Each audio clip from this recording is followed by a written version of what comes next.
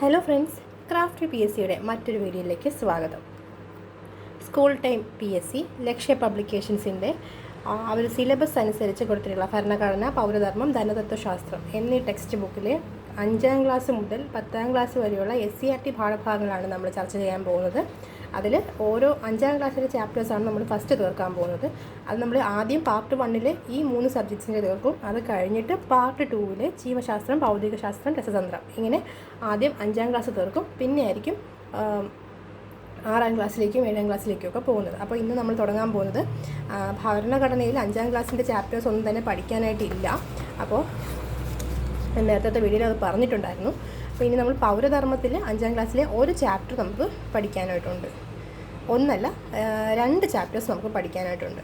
അപ്പോൾ ആ ചാപ്റ്റേഴ്സ് നമുക്ക് ആദ്യം കവർ ചെയ്യാം. അപ്പോൾ അതിൽ 5ാം ക്ലാസ്സിലെ പൗരധർമ്മത്തിൽ നമുക്ക് 3ാമത്തെ ചാപ്റ്ററാണ് പഠിക്കേണ്ടത്. ആ ചാപ്റ്ററിൻ്റെ നെയിം എന്ന് പറയാം നമ്മുടെ കുടുംബം എന്നുള്ളതാണ്. കുടുംബത്തിൻ്റെ ഡെഫിനിഷനാണ് താഴെ പറഞ്ഞിരിക്കുന്നത്. ഞാൻ ഓൾറെഡി ഒരിക്കൽ വായിച്ചതുകൊണ്ടാണ് ഇങ്ങനെ പെൻസിലൊക്കെ ആയിട്ട് വരച്ചേക്കുന്നത്. അച്ഛനും അമ്മയും മക്കളും അടുത്ത ബന്ധുക്കളും അടങ്ങുന്നതാണ് കുടുംബം. ഓരോ വ്യക്തിയും ഏതെങ്കിലും ഒരു കുടുംബത്തിലെ അംഗമാണ്. ജനനം ഒരാളെ ഒരു കുടുംബത്തിലെ അംഗമാക്കുന്നു. സാധാരണയായി ജനനം മുതൽ മരണം വരെ നാം കുടുംബത്തിൽ ജീവിക്കുകയും കുടുംബം നമ്മെ സ്വാധീനിക്കുകയും ചെയ്യുന്നു. ഇതിൽ കുടുംബത്തിൻ്റെ ഒരു സ്ട്രക്ചറാണ് ഇവിടെ കൊടുത്തിരിക്കുന്നത്. കുടുംബത്തിൻ്റെ അല്ല, സമൂഹത്തിൻ്റെ ഒരു എങ്ങനെ സമൂഹത്തിലേക്ക് എത്തുന്നു എന്നുള്ളതിൻ്റെ ഒരു സ്ട്രക്ചർ. വ്യക്തികളിൽ നിന്ന് കുടുംബങ്ങൾ രൂപപ്പെടുന്നു, കുടുംബങ്ങളിൽ നിന്ന് സമുദായം രൂപപ്പെടുന്നു, സമുദായത്തിൽ നിന്ന് സമൂഹം രൂപപ്പെടുന്നു. ഇങ്ങനെയാണ് അതിൻ്റെ ഒരു ഘടന എന്ന് പറയുന്നത്. നമ്മുടെ വളർച്ചയിലും പെരുമാറ്റത്തിലും കുടുംബത്തിലുള്ള പങ്ക് വളരെ വലുതാണ്. അടുത്തതായി, കുടുംബം സമൂഹത്തിൻ്റെ അടിസ്ഥാന ഘടകം. Family the basic unit of society. അറിയാം, കുടുംബമാണ് ഒരു സമൂഹത്തിൻ്റെ അടിസ്ഥാന ഘടകം എന്ന് പറയുന്നത്. കുടുംബത്തിലെ ചിട്ടകളും നോംസ്, മര്യാദകളും മാനേഴ്സ്, ജീവിത രീതികളും ആദ്യമായി പഠിക്കുന്നത് കുടുംബത്തിൽ നിന്നാണ്. അപ്പോൾ നമ്മുടെ ജീവിതത്തിലുണ്ടാവേണ്ടുന്ന ചിട്ടകളും മര്യാദകളും, അതായത് നോംസ് ആൻഡ് മാനേഴ്സ് പഠിക്കുന്നത് കുടുംബത്തിൽ നിന്നാണ്. അപ്പോൾ നമ്മൾ പറയാറില്ലേ, കുടുംബമാണ് നമ്മുടെ ആദ്യത്തെ വിദ്യാലയം എന്നുള്ളത്. അത് തന്നെയാണ് ഇവിടെ പറഞ്ഞിരിക്കുന്നത്. പിന്നെ മനുഷ്യൻ്റെ പ്രാഥമിക ആവശ്യങ്ങളാണ് ഇവിടെ പറഞ്ഞിരിക്കുന്നത്. ഭക്ഷണം, വസ്ത്രം, പാർപ്പിടം. ഏതൊക്കെയാണ്? ഭക്ഷണം, വസ്ത്രം, പാർപ്പിടം, ഇവയാണ് മനുഷ്യൻ്റെ പ്രാഥമിക ആവശ്യങ്ങൾ. അതുപോലെ തന്നെ പ്രാഥമിക ആവശ്യങ്ങൾ നിറവേറ്റുന്നത് കുടുംബമാണ്. ഇനി ഫാമിലിയെക്കുറിച്ചുള്ള കുറച്ച് ഡീറ്റെയിൽസാണ് ഇവിടെ പറയുന്നത്. നമുക്ക് നോക്കാം. ലത്തീൻ ഭാഷയിലെ ഫാമുലസ് എന്ന വാക്കിൽ നിന്നാണ് ഫാമിലി എന്ന പദം ഉണ്ടായത്. ഫാമുലസ് എന്ന വാക്കിൻ്റെ അർത്ഥം ഭൃത്യൻ എന്നാണ്. പഴയ റോമൻ നിയമത്തിൽ കർഷകർ അവരുടെ ഭൃത്യർ, അടിമകൾ, വംശക്രമം വഴിയും വിവാഹബന്ധം വഴിയുമുള്ള ബന്ധുക്കൾ എന്നിവയെല്ലാം ഒരു ഗണമായിട്ടാണ് പരിഗണിച്ചിരുന്നത്. അങ്ങനെ ആദ്യകാലത്ത് കുടുംബം എന്ന് പറഞ്ഞാൽ ഒരു പുരുഷൻ, അയാളുടെ ഭാര്യ, അവരുടെ കുട്ടികൾ, അവരുടെ ഭൃത്യർ എന്നിവരുടെ ഗണം എന്നായിരുന്നു അർത്ഥം. അപ്പോൾ ഫാമിലി എന്ന് പറയുന്ന വാക്ക് രൂപം കൊണ്ടിരിക്കുന്നത് ലത്തീൻ ഭാഷയിലെ മറന്നുപോയത് ലത്തീൻ ഭാഷയിലെ ഫാമുലസ് എന്ന വാക്കിൽ നിന്നാണ് ഫാമിലി എന്ന പദം ഉണ്ടായത്. ഫാമിലി എന്നതിൻ്റെ അർത്ഥം ഭൃത്യനാണ്. ബാക്കിയൊക്കെ ഒന്ന് വായിച്ചു വെച്ചിരുന്നാൽ മതി. സാമൂഹ്യ ബന്ധങ്ങൾ തുടക്കം വിട്ടതും അവ വളർത്തുന്നതും നിലനിർത്തുന്നതും കുടുംബമാണ്. സ്നേഹവും സുരക്ഷിതത്വവും കുടുംബം ഉറപ്പുവരുത്തുന്നു. അടുത്ത ഒരു കുഞ്ഞുണ്ണി മാഷിൻ്റെ പ്രത്യേകിച്ച് ഒരു നമ്മൾ മിക്ക ഇപ്പോൾ ക്വസ്റ്റ്യൻ പേപ്പറിലൊക്കെ കാണുന്നതാണ്. ഒരു കവിത ശകലം തന്നിട്ട് അതാരതാണെന്ന് ചോദിക്കുന്നത്. അപ്പം ഞാൻ കുഞ്ഞുണ്ണി, എൻ്റെ അമ്മ നാരായണി അമ്മ, അമ്മമ്മ പാറക്കുട്ടി അമ്മ, അമ്മയുടെ അമ്മയോ ഇത്രയേ ഉള്ളൂ എൻ്റെ അറിവിൻ്റെ വലിപ്പം. എന്നിലൂടെ എന്ന കവിതാ കവിതയിൽ കുഞ്ഞുണ്ണി മാഷിൻ്റെ ഒരു കുട്ടിക്കവിതയാണ്. ഞാൻ കുഞ്ഞുണ്ണി, എൻ്റെ അമ്മ നാരായണി അമ്മ, അമ്മമ്മ പാറക്കുട്ടി അമ്മ, അമ്മയുടെ അമ്മയോ ഇത്രയേ ഉള്ളൂ എൻ്റെ അറിവിൻ്റെ വലിപ്പം. കുഞ്ഞുണ്ണി മാഷിൻ്റെ വരികളാണ് ഇത്. അത് ഓർമ്മിച്ച് വയ്ക്കുക, എന്നിലൂടെ എന്നുള്ള കവിത. അടുത്തതായി, കുടുംബ രൂപീകരണം. രക്തബന്ധങ്ങളിലൂടെ ഒരാളിൻ്റെ അച്ഛനും അമ്മയും സഹോദരങ്ങളും കുടുംബത്തിലുള്ള രക്തബന്ധമുള്ള അംഗങ്ങളാണ്. വിവാഹം കഴിക്കുന്നത് കുടുംബത്തിലെ അംഗമാകുന്നു. മാതാപിതാക്കൾ ദത്തെടുക്കുന്നതിലൂടെ മക്കളില്ലാത്ത ദമ്പതികൾ കുട്ടികളെ ദത്തെടുക്കുന്നതിലൂടെ കുട്ടികൾ കുടുംബത്തിൻ്റെ ഭാഗമാകുന്നു. വ്യക്തമായി പറയാം, എങ്ങനെയാണ് ഒരു ഫാമിലി രൂപീകരിക്കുന്നതെന്നാണ് ഈ ഭാഗത്ത് പറയുന്നത്. രക്തബന്ധത്തിലൂടെ, വിവാഹബന്ധത്തിലൂടെ, മൂന്നാമത് ദത്തെടുക്കുന്നതിലൂടെ. 3 കാരണങ്ങളിലൂടെയാണ്. 1 രക്തബന്ധത്തിലൂടെ, 2 വിവാഹബന്ധത്തിലൂടെ, 3 ദത്തെടുക്കലിലൂടെ. ഒരാളിൻ്റെ അച്ഛനും അമ്മയും സഹോദരങ്ങളും കുടുംബത്തിലെ രക്തബന്ധമുള്ള അംഗങ്ങളാണ്. ഇനി വിവാഹബന്ധം എന്ന് പറയുന്നത് കുടുംബത്തിലെ അംഗമാകുന്നു. വിവാഹം കഴിക്കുന്നതിലൂടെ നമ്മുടെ മാതാപിതാക്കൾ കുടുംബമാകുന്നില്ലേ, അത് തന്നെയാണ്. ദത്തെടുക്കുന്നത് അറിയാമല്ലോ, മക്കളില്ലാത്ത ദമ്പതികൾ കുട്ടികളെ ദത്തെടുക്കുന്നതിലൂടെയാണ് കുട്ടികൾ കുടുംബത്തിലെ അംഗമാകുന്നത്. ഇനി ഓക്ബേൺ എന്ന് പറയുന്ന ഒരു സയൻറ്റിസ്റ്റ്, അതായത് ഒരു സോഷ്യോളജിസ്റ്റ് ആണെങ്കിൽ നമുക്ക് പറയാം, കുടുംബങ്ങൾക്കിടയിൽ സ്നേഹപൂർവ്വമായ ഒരു അന്തരീക്ഷം സൃഷ്ടിക്കുകയാണ് കുടുംബത്തിൻ്റെ ധർമ്മം. ഓക്ബേൺ പറഞ്ഞ വാക്കുകളാണ് കുടുംബങ്ങൾക്കിടയിൽ സ്നേഹപൂർവ്വമായ ഒരു അന്തരീക്ഷം സൃഷ്ടിക്കുകയാണ് കുടുംബത്തിൻ്റെ ധർമ്മം എന്ന് പറയുന്നത്. ഇനി വിവിധ തരം കുടുംബങ്ങൾ നമുക്ക് കാണാനായിട്ട് സാധിക്കും. അണുകുടുംബം, ന്യൂക്ലിയർ ഫാമിലി, വിസ്തൃത കുടുംബം, കൂട്ടുകുടുംബം. 3 തരം കുടുംബങ്ങളാണ് നമ്മളോട് പറയുന്നത്. അണുകുടുംബം, വിസ്തൃത കുടുംബം, കൂട്ടുകുടുംബം. അണുകുടുംബത്തിൽ അച്ഛനും അമ്മയും മക്കളും മാത്രമുള്ള കുടുംബമാണ് അണുകുടുംബം. ഇനി വിസ്തൃത കുടുംബം എന്ന് പറയുമ്പം എക്സ്റ്റെൻഡഡ് ഫാമിലി, അച്ഛനും അമ്മയും മക്കളും അവരുടെ കുടുംബവും അടങ്ങുന്ന അണുകുടുംബങ്ങൾ ഒന്നിച്ച് താമസിക്കുന്നു. ഇനി കൂട്ടുകുടുംബം 3-4 തലമുറകൾ ഒരു വീട്ടിൽ ഒരുമിച്ച് താമസിക്കുന്നതാണ് കൂട്ടുകുടുംബം. 3-4 തലമുറകൾ ഒരുമിച്ച് താമസിക്കുന്നതാണ് കൂട്ടുകുടുംബം. ഇനി കുടുംബത്തിൻ്റെ സവിശേഷതകളാണ് പറയുന്നത്. സാർവലൗകികത, യൂണിവേഴ്സാലിറ്റി എന്നൊക്കെ പറയാം. ദേശഭാഷകൾക്ക് അതീതമായി കുടുംബം എല്ലാ സമൂഹങ്ങളിലും നിലനിൽക്കുന്നു. പിന്നെ പരിമിതമായ വലിപ്പം, ഉത്തരവാദിത്വ ബോധം, വൈകാരിക ബന്ധങ്ങൾ. ഒരു വീടിനുള്ളിൽ ഉൾക്കൊള്ളാൻ കഴിയുന്ന പരിമിതമായ അംഗങ്ങൾ മാത്രമേ കുടുംബത്തിലുണ്ടാവുകയുള്ളൂ. അതാണ് പരിമിതമായ വലിപ്പം കൊണ്ട് ഉദ്ദേശിക്കുന്നത്. ഉത്തരവാദിത്വ ബോധം, ചുമതലകൾ നിർവഹിക്കണം. നമുക്ക് വീട്ടിൽ ഓരോ ചുമതലകളുണ്ടല്ലേ, അത് നിർവഹിക്കലാണ്. അടുത്തത് വൈകാരിക ബന്ധങ്ങൾ, സ്നേഹം, വാത്സല്യം, സുരക്ഷിതത്വ ബോധം എന്നിവ കുടുംബത്തിൽ നിന്ന് ലഭിക്കുന്നു.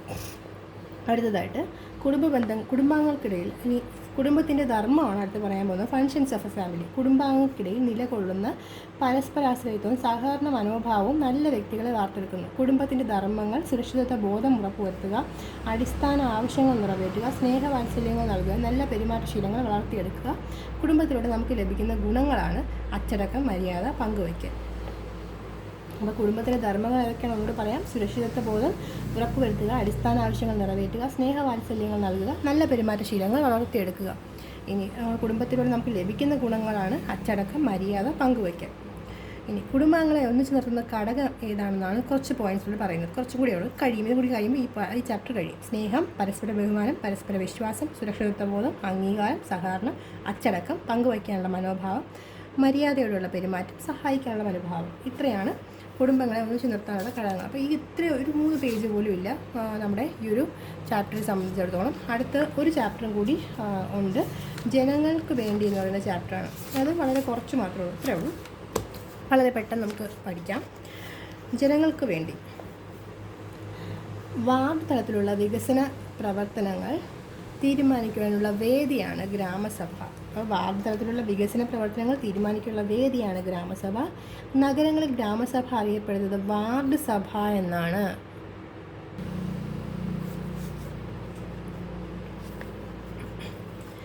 വാർഡിലെ എല്ലാ വോട്ടർമാർക്കും വാർഡ് സഭയിൽ പങ്കെടുക്കാനും അഭിപ്രായം പറയാനും അവസരമുണ്ട്. അപ്പോൾ വാർഡ് തലത്തിലുള്ള വികസന പ്രവർത്തനങ്ങൾ തീരുമാനിക്കാനുള്ള വേദി ഗ്രാമസഭ. നഗരങ്ങളിൽ ഗ്രാമസഭ അറിയപ്പെടുന്നത് വാർഡ് സഭ എന്നാണ്. വാർഡിൽ നടപ്പാക്കേണ്ടുന്ന വികസന പ്രവർത്തനങ്ങൾ സംബന്ധിച്ച് ജനങ്ങൾ ഗ്രാമസഭയിൽ കൂട്ടായി ചർച്ച ചെയ്ത് തീരുമാനങ്ങൾ എടുക്കുന്നു. ഇത്തരം പ്രവർത്തനങ്ങൾക്ക് നേതൃത്വം കൊടുക്കുന്നത് വാർഡ് മെമ്പറാണ്. അപ്പോൾ ഗ്രാമസഭകൾക്ക് നേതൃത്വം നൽകുന്നത് വാർഡ് മെമ്പറാണ്. വാർഡിൽ നിന്നും ജനങ്ങൾ തിരഞ്ഞെടുക്കുന്ന ജനപ്രതിനിധിയാണ് വാർഡ് മെമ്പർ. വാർഡിൽ നിന്നും നമുക്കറിയാം അല്ലേ, ഇലക്ഷനെ കുറിച്ചൊക്കെ. ജനങ്ങൾ തിരഞ്ഞെടുക്കുന്ന ജനപ്രതിനിധിയാണ് വാർഡ് മെമ്പർ. നഗരങ്ങളിൽ നിന്നും ജനങ്ങൾ തിരഞ്ഞെടുക്കുന്ന ജനപ്രതിനിധികൾ അറിയപ്പെടുന്നത് കൗൺസിലർ എന്നാണ്. അപ്പോൾ വാർഡ് തലത്തിലാണെങ്കിൽ വാർഡ് മെമ്പർ എന്നും, നഗരപ്രദേശം എന്നാണെങ്കിൽ കൗൺസിലർ എന്നും അറിയപ്പെടുന്നു. ഗ്രാമസഭയിൽ ജനങ്ങൾക്ക് നേരിട്ട് പങ്കാളികളാകാനും തീരുമാനങ്ങൾ എടുക്കുവാനും കഴിയുന്നു. എന്നാൽ സംസ്ഥാന തലത്തിലും ദേശീയ തലത്തിലും കൂട്ടായ തീരുമാനങ്ങൾ എടുക്കുന്നത് ജനങ്ങൾ തിരഞ്ഞെടുത്ത പ്രതിനിധികളാണ്. ജനാധിപത്യ ഭരണം ജനങ്ങളുടെ ആഗ്രഹങ്ങൾക്ക് അനുസൃതമായിരിക്കണം. മഹാത്മാഗാന്ധിയുടെ വാക്കുകളാണ്. ഇത് പ്രത്യേകം പഠിക്കുക, വളരെ ഇമ്പോർട്ടൻ്റ് ആണ്. ജനാധിപത്യ ഭരണം ജനങ്ങളുടെ ആഗ്രഹങ്ങൾക്ക് അനുസൃതമായിരിക്കണം. ജനാധിപത്യ ഭരണം ജനങ്ങളുടെ ആഗ്രഹങ്ങൾക്ക് അനുസൃതമായിരിക്കണം എന്ന് പറഞ്ഞത് മഹാത്മാഗാന്ധിയാണ്. അടുത്ത് നമുക്ക് പോർഷൻ നോക്കാം. അടുത്തൊരു ഹെഡിങ് നോക്കാം. ജനാധിപത്യം, ഡെമോക്രസി. ജനങ്ങൾ നേരിട്ടോ ജനങ്ങളാൽ തിരഞ്ഞെടുക്കപ്പെട്ട പ്രതിനിധികളോ ജനങ്ങൾക്ക് വേണ്ടി ഭരണം നടത്തുന്ന പ്രക്രിയയാണ് ജനാധിപത്യം. ജനങ്ങൾ നേരിട്ടോ ജനങ്ങളാൽ തിരഞ്ഞെടുക്കപ്പെട്ട പ്രതിനിധികളോ ജനങ്ങൾക്ക് വേണ്ടി നടത്തുന്ന ഭരണമാണ് ജനാധിപത്യം. ഡെമോക്രസി എന്ന ഇംഗ്ലീഷ് പദം ഉത്ഭവിച്ചത് ഡെമോക്രാറ്റിയ എന്ന ഗ്രീക്ക് പദം വഴിയാണ്. ഡെമോക്രസി എന്നുള്ള ഇംഗ്ലീഷ് പദം ഉത്ഭവിച്ചത്. ഡെമോസ്, ക്രാറ്റോസ് എന്നീ ഗ്രീക്ക് പദങ്ങൾ ചേർന്നുണ്ടായ പദമാണ് ഡെമോക്രസി. അപ്പം ഡെമോസ്, ക്രാറ്റോസ് എന്നിവ ചേർന്നുണ്ടായതാണ് ഡെമോക്രസി. ഡെമോസിൻ്റെ അർത്ഥം ജനം എന്നാണ്. ക്രാറ്റോസ് എന്ന ഗ്രീക്ക് പദത്തിൽ അധികാരം അല്ലെങ്കിൽ ശക്തി എന്നാണ്. ഇനി ജനാധിപത്യത്തെ 2ആയിട്ട് തരംതിരിക്കാൻ പറ്റും. പ്രത്യക്ഷ ജനാധിപത്യം, പരോക്ഷ ജനാധിപത്യം. പ്രത്യക്ഷ ജനാധിപത്യത്തിൽ പ്രധാന തീരുമാനങ്ങൾ എടുക്കുന്നത് ജനങ്ങൾ നേരിട്ടെടുക്കുന്നു. പരോക്ഷ ജനാധിപത്യത്തിൽ ജനങ്ങൾ നേരിട്ടല്ലാതെ ജനങ്ങളാൽ തിരഞ്ഞെടുക്കപ്പെടുന്ന പ്രതിനിധികൾ ജനങ്ങൾക്ക് വേണ്ടി തീരുമാനമെടുക്കുന്നെങ്കിൽ അതിനെ പരോക്ഷ ജനാധിപത്യം എന്ന് വിളിക്കുന്നു. സംസ്ഥാന നിയമസഭ, പാർലമെൻറ്റൊക്കെ ഇതിന് ഉദാഹരണങ്ങളായിട്ട് പഠിക്കാം. അപ്പോൾ ഈ ഒരു പേജ് നമ്മൾ പഠിച്ചത് വാർഡ് തലത്തിൽ വികസന പ്രവർത്തനങ്ങൾ തീരുമാനിക്കാനുള്ള വേദി ഗ്രാമസഭ, നഗരങ്ങളിൽ അത് വാർഡ് സഭ എന്നറിയപ്പെടുന്നു. പ്രവർത്തനങ്ങൾക്ക് നേതൃത്വം നൽകുന്നത് വാർഡ് മെമ്പറാണ്. വാർഡിൽ നിന്ന് ജനങ്ങൾ തിരഞ്ഞെടുക്കുന്ന ജനപ്രതിനിധിയാണ് വാർഡ് മെമ്പർ. ഇനി നഗരങ്ങളിൽ നിന്നാണെങ്കിൽ അത് കൗൺസിലറാണ്. പിന്നെ ജനാധിപത്യ ഭരണം ജനങ്ങളുടെ ആഗ്രഹങ്ങൾക്കനുസൃതമായിരിക്കും എന്ന് പറഞ്ഞത് മഹാത്മാഗാന്ധിയാണ്. ഇനി ജനങ്ങൾ നേരിട്ടോ ജനങ്ങൾ തിരഞ്ഞെടുക്കപ്പെട്ടതായ പ്രതിനിധികൾ ജനങ്ങൾക്ക് വേണ്ടി ഭരണം നടത്തുന്ന പ്രക്രിയയാണ് ജനാധിപത്യം. ഡെമോക്രസി എന്ന ഇംഗ്ലീഷ് പദം ഉത്ഭവിച്ചത് ഡെമോക്രാറ്റി എന്ന ഗ്രീക്ക് പദത്തിൽ നിന്നാണ്. ഡെമോസ്, ക്രാറ്റോസ് എന്നീ ഗ്രീക്ക് പദങ്ങൾ. ഡെമോസ് എന്നാൽ ജനം എന്നാണ്, ക്രാറ്റോസ് എന്നാൽ ശക്തി അല്ലെങ്കിൽ അധികാരം എന്നാണ്. ഇതിൽ നിന്നാണ് ഡെമോക്രസി എന്നുള്ള ഇംഗ്ലീഷ് പദം ഉണ്ടായത്. ഈ ജനാധിപത്യത്തെ രണ്ടായി തിരിക്കുന്നു: പ്രത്യക്ഷ ജനാധിപത്യം, പരോക്ഷ ജനാധിപത്യം. അതിൽ പ്രത്യക്ഷ ജനാധിപത്യം പ്രധാന തീരുമാനങ്ങൾ ജനങ്ങൾ നേരിട്ടെടുക്കുന്നു. പരോക്ഷ ജനാധിപത്യം ജനങ്ങൾ നേരിട്ടല്ലാതെ ജനങ്ങൾക്ക് വേണ്ടി തിരഞ്ഞെടുക്കപ്പെടുന്ന പ്രതിനിധികൾ തിരഞ്ഞെടുക്കുന്നു. ഇതിന് ഉദാഹരണമാണ് സംസ്ഥാന നിയമസഭകൾ, പാർലമെൻറ്റ് എന്നിവ. അടുത്ത ഹെഡിങ് നോക്കാം: തിരഞ്ഞെടുപ്പ്. ഈ പോർഷനിൽ വരുന്നത് ജനാധിപത്യത്തിൽ പ്രാദേശിക തലം മുതൽ പാർലമെൻറ്റ് വരെ തങ്ങളെ ഭരിക്കേണ്ട പ്രതിനിധികളെ തിരഞ്ഞെടുക്കുന്നത് ജനങ്ങളാണ്. സാർവത്രിക പ്രായപൂർത്തി വോട്ടവകാശത്തിൻ്റെ അടിസ്ഥാനത്തിലാണ് തിരഞ്ഞെടുപ്പ് നടക്കുന്നത്.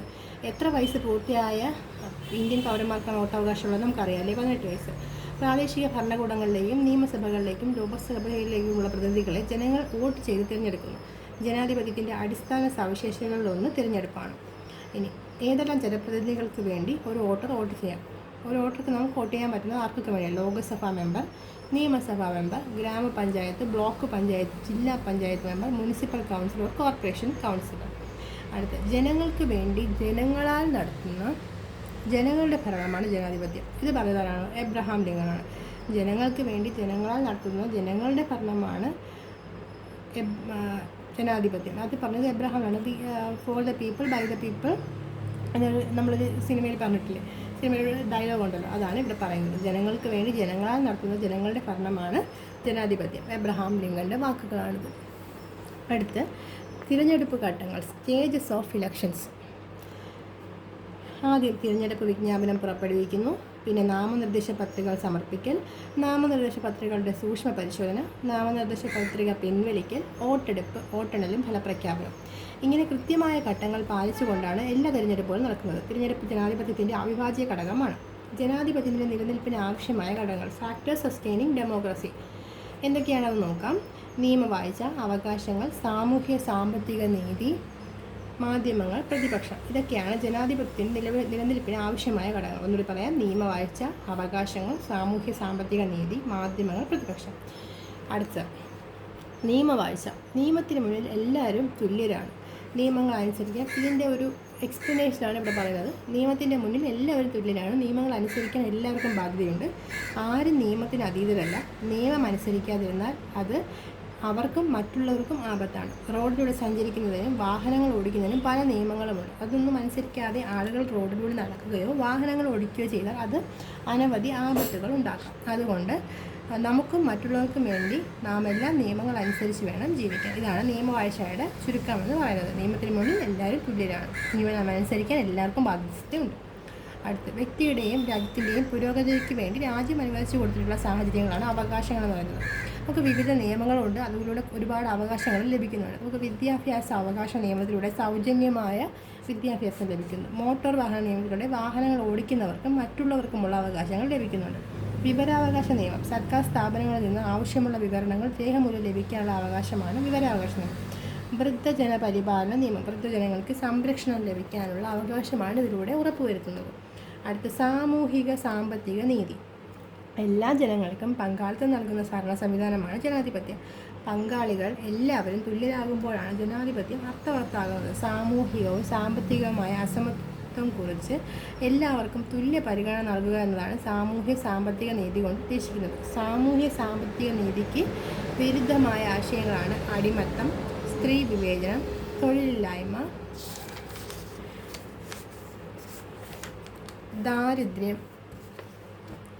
ദാരിദ്ര്യം എന്നിവ. നമുക്കൊന്നുകൂടി നോക്കാം എന്താണെന്ന്. ജനാധിപത്യങ്ങളിൽ എല്ലാ ജനങ്ങൾക്കും തുല്യമായ പദവിയും അവകാശങ്ങളും ലഭിക്കണം. എന്നാൽ അതുണ്ടാക്കുന്നതിൽ തടസ്സമായ അവസ്ഥകളാണ് അടിമത്തം, സ്ത്രീ വിവേചനം, തൊഴിലില്ലായ്മ തുടങ്ങിയവ. അടിമത്തത്തിൽ മനുഷ്യരുടെ കീഴിൽ അവകാശങ്ങളില്ലാതെ പണിയെടുക്കേണ്ടുന്ന അവസ്ഥ സൃഷ്ടിക്കുന്നു. സ്ത്രീ വിവേചനം. സ്ത്രീ പുരുഷ സമത്വമാണ് ജനാധിപത്യത്തിൽ നാം ആഗ്രഹിക്കേണ്ടത്. സ്ത്രീകളുടെ വിവേചനം നിലനിൽക്കുമ്പോൾ അവരുടെ അവകാശങ്ങൾ നഷ്ടമാകുന്നു. തൊഴിലില്ലായ്മ. ജീവിക്കാൻ പണമുണ്ടാക്കുന്നത് തൊഴിൽ ആവശ്യമാണ്. അടുത്ത ആഗോള ആദരവ് പിടിച്ചുപറ്റുന്ന ഏക ഭരണ സംവിധാനം ജനാധിപത്യമാണ്. അമർത്യ സെൻ്റെ വാക്കാണ്. ഇതൊക്കെ വളരെ ഇമ്പോർട്ടൻ്റ് ആണ്. ആഗോള ആദരവ് പിടിച്ചുപറ്റുന്ന ഏക ഭരണ സംവിധാനം ജനാധിപത്യമാണ്. അമർത്യ സെൻ. തൊഴിലില്ലായ്മ വരുമ്പോൾ ജീവിതാവശ്യങ്ങൾ നിറവേറ്റാൻ സാധിക്കാതെ വരുന്നു. നേരത്തെ പോയിൻ്റ് ബാക്കിയാണ്. ദാരിദ്ര്യം. എല്ലാ ജനങ്ങൾക്കും തുല്യമായ അവകാശങ്ങൾ കിട്ടുന്നതിന് തടസ്സമായി നിൽക്കുന്ന ഇത്തരം അവസ്ഥകൾ ഇല്ലാതാക്കേണ്ടത് ജനാധിപത്യത്തിൻ്റെ വിജയത്തിന് ആവശ്യമാണ്. ജനാധിപത്യം എന്നത് വികാരത്തിൻ്റെ അല്ല, ദീർഘദൃഷ്ടിയുടെ പ്രശ്നമാണ്. ദീർഘതാൽപര്യം പരിഗണിക്കാതെ ഏത് വ്യവസ്ഥയും ചുരുങ്ങിയ ഇടവേളകൾ കരിഞ്ഞു പോകും. ചാൾസ് യോസെറ്റ്. ജനാധിപത്യം എന്നത് വികാരത്തിൻ്റെ അല്ല, ദീർഘദൃഷ്ടിയുടെ പ്രശ്നമാണ്. ദീർഘകാല താൽപര്യം പരിഗണിക്കാത്ത ഏത് വ്യവസ്ഥയും ചുരുങ്ങിയ ഇടവേളകളിൽ കരിഞ്ഞു പോകും. ചാൾസ് യോസെറ്റ് എന്ന് പറയുന്ന ഒരാളുടെ വാക്കുകളാണ്. അടുത്ത ഒരു ഇതാണ് മാധ്യമം. സമൂഹത്തിലെ സംഭവങ്ങൾ ജനങ്ങളിൽ എത്തിക്കുവാൻ സഹായിക്കുന്ന ഒരു പ്രധാന ഉപാധിയാണ് മാധ്യമങ്ങൾ. സ്വതന്ത്രവും നിഷ്പക്ഷമായ മാധ്യമങ്ങൾ ജനാധിപത്യത്തിൻ്റെ അടിത്തറയാണ്. ജനങ്ങളുടെ താൽപ്പര്യങ്ങൾ പരസ്പരം അറിയുന്നതിനും പൊതുവായ ആവശ്യങ്ങൾ ഗവൺമെൻറ്റിൻ്റെ ശ്രദ്ധയിൽപ്പെടുത്തുന്നതിനും മാധ്യമങ്ങൾ പ്രധാന പങ്ക് വഹിക്കുന്നു. ഗവൺമെൻറ്റിൻ്റെ തീരുമാനങ്ങൾ ജനങ്ങളിലെത്തുന്നത് മാധ്യമങ്ങൾ വഴിയാണ്. അടുത്തൊരു കോട്ടും കൂടി ഇവിടെ പറയുന്നുണ്ട്. അച്ചടക്കത്തിലും അറിവിലും അടിയുറച്ചതാണെങ്കിലും ജനാധിപത്യം ഒരു ഉത്തമ ഭരണ സംവിധാനമാകുന്നു. എന്നാൽ ജനാധിപത്യം നിലനിർത്തണമെങ്കിൽ സ്വതന്ത്രബോധം, ആത്മാഭിമാനം, ഐക്യദാർഢ്യം എന്നിവ അനിവാര്യമാണ്. മഹാത്മാഗാന്ധിയുടെ വാക്കുകളാണ്. കഴിയുമെങ്കിൽ ഞാൻ ഈ കോട്ട്സ് മാത്രമായിട്ട് ഒരു ചെറിയ ഷോർട്സ് ആയിട്ട് അപ്ലോഡ് ചെയ്യാൻ ശ്രമിക്കാം. ഓക്കെ, നമുക്ക് ബാക്കിയുള്ള നോക്കാം. പ്രതിപക്ഷം. തിരഞ്ഞെടുപ്പിലൂടെ ഭരണപക്ഷം ഒപ്പം പ്രതിപക്ഷവും ഉണ്ടാകുന്നു. ഗവൺമെൻറ്റിൻ്റെ പ്രവർത്തനത്തിലെ പാളിച്ചകൾ തുറന്നുകാട്ടി നല്ല രീതിയിൽ പ്രവർത്തിക്കാൻ ഗവൺമെൻറ്റിനെ പ്രേരിപ്പിക്കുക ആണ് പ്രതിപക്ഷത്തിൻ്റെ ധർമ്മം. പ്രതിപക്ഷം സർക്കാരിൻ്റെ പ്രവർത്തനങ്ങളെ സസൂക്ഷ്മം നിരീക്ഷിക്കുന്നു. ഭരണത്തിൽ സംഭവിക്കുന്ന തെറ്റുകുറ്റങ്ങൾ കണ്ടെത്തുകയും അത് സർക്കാരിൻ്റെയും ജനങ്ങളുടെയും മുമ്പിൽ അവതരിപ്പിക്കുകയും ചെയ്യുന്നു. അതുകൊണ്ട് ഭരണം കുറ്റമറ്റതാക്കാൻ നല്ല ഭരണകക്ഷികൾ എപ്പോഴും ജാഗ്രത കാണിക്കും. അത് ഭരണകൂടം മികച്ചതാക്കാൻ സഹായിക്കും. പൊതുവായ കാര്യങ്ങളിൽ പ്രതിപക്ഷവും സർക്കാരിനൊപ്പവും സഹകരിക്കുകയും ചെയ്യും. അതുകൊണ്ട് പ്രതിപക്ഷം ശക്തമായ രീതിയിൽ നിലനിൽക്കേണ്ടത് ജനാധിപത്യത്തിൻ്റെ അത്യാവശ്യമാണ്. ജനാധിപത്യം ഒരു ജീവിത രീതിയാണ്. ഒരു ജീവിത രീതി എന്ന നിലയിൽ ജനാധിപത്യം മാനുഷിക മൂല്യങ്ങൾക്കും വ്യക്തി സ്വാതന്ത്ര്യത്തിനും അംഗീകാരം നൽകുന്നു. മറ്റുള്ളവരുടെ അഭിപ്രായങ്ങളെ മാനിക്കുന്നത് ജനാധിപത്യ ജീവിത രീതിയുടെ ഭാഗമാണ്. അഭിപ്രായങ്ങളോട് യോജിക്കാനോ വിയോജിക്കാനോ വ്യക്തിക്ക് അവകാശമുണ്ട്. കൂട്ടായ തീരുമാനങ്ങൾ എടുക്കാൻ കഴിയുമ്പോൾ ജനാധിപത്യം അപൂർണമാകുന്നു. ജനാധിപത്യം എന്നത് നിയമവ്യവസ്ഥയിൽ അധിഷ്ഠിതമാണ്. നിയമങ്ങൾ തെറ്റിക്കുന്നത് ജനാധിപത്യ വിരുദ്ധമാണ്. ഒരാളുടെ ജനാധിപത്യപരമായ പ്രവർത്തനങ്ങളെ തടസ്സപ്പെടുത്തുവാൻ മറ്റൊരാൾക്ക് അവകാശമില്ല. വീട്, സ്കൂള്, സമൂഹം തുടങ്ങി ജീവിതത്തിൻ്റെ എല്ലാ മേഖലകളിലും ജനാധിപത്യത്തെ ഒരു ജീവിത രീതി എന്ന നിലയിൽ ഉൾക്കൊണ്ട് പ്രവർത്തിക്കാൻ കഴിയണം. ലോകത്തിൽ നിലനിൽക്കുന്ന ഭരണ സംവിധാനങ്ങളിൽ ഏറ്റവും മികച്ചതാണ് ജനാധിപത്യ സംവിധാനം. ഓരോ പൗരനും ഭരണത്തിൽ പങ്കാളിയാകാൻ ഇതിലൂടെ കഴിയുന്നു. ജനാധിപത്യ സംവിധാനങ്ങളെ ശക്തിപ്പെടുത്തുവാൻ നാം ജാഗ്രത പുലർത്തേണ്ടതുണ്ട്. അപ്പോൾ പൗരധർമ്മം എന്ന ടോപ്പിക്കിൽ നമ്മൾ ഈ സിലബസ് പ്രകാരം പൗരധർമ്മം എന്ന ടോപ്പിക്കിൽ 5ാം ക്ലാസ്സിലെ 2 ചാപ്റ്റേഴ്സ് തീർത്തിട്ടുണ്ട്. 2 ചാപ്റ്റേഴ്സാണ് ഈ വീഡിയോയുടെ പറയാൻ ഉദ്ദേശിച്ചത്. ഇനി നമുക്ക് നോക്കേണ്ടത് ധനതത്വശാസ്ത്രത്തിലെ ഒരു ചാപ്റ്ററാണ്. അത് അടുത്ത വീഡിയോയിലൂടെ പറയുന്നതാണ്. ഇതിപ്പോൾ പൗരധർമ്മം മാത്രമായിട്ട് ഈ വീഡിയോ കിടക്കട്ടെ. നിങ്ങളുടെ സജഷൻസും നിങ്ങളുടെ അഭിപ്രായങ്ങളും ഒക്കെ കമൻറ്റ് ചെയ്യുക. കുറച്ച് ലെങ്തായി പോയെന്ന് അറിയാം. പറ്റുമെങ്കിൽ ഈ ഒരു 2 ചാപ്റ്റേഴ്സിൻ്റെ നട്ട്ഷെൽ ഞാൻ ഇടാനായിട്ട് ശ്രമിക്കാം. അപ്പോൾ ഇനിയും നമുക്ക് കണ്ടിന്യൂ ചെയ്ത് പഠിക്കാം. നിങ്ങളുടെ അഭിപ്രായങ്ങൾ കമൻറ്റ് ചെയ്യുക. നമുക്ക് ഒരുമിച്ച് പഠിക്കാം, പതുക്കെ പഠിക്കാം. അതാണ് ഉദ്ദേശിക്കുന്നത്. ശരി, താങ്ക് യു.